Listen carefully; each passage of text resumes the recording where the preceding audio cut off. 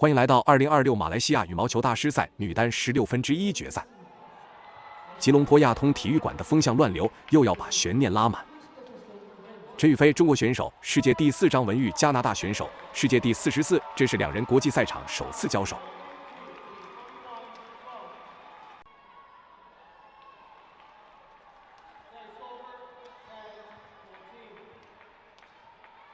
陈雨菲近2战连进决赛，与团体决战却接连失利。泰国赛0比2不敌山口茜，汤尤杯决赛也被金佳恩带走胜利。连轴转带来的疲劳感是隐忧。张文玉则在泛美锦标赛拿到亚军，体能更充沛。技战术上是拉吊控四方，往前假动作 vs 高点重炮强网推压。顺风侧的下压可能被场馆加成。心理层面，奥运冠军要破心魔，挑战者反而更敢搏关键分。今天这场遭遇战是陈雨菲稳住节奏，还是张文玉一波冲击掀翻排名差距？谁能更胜一筹？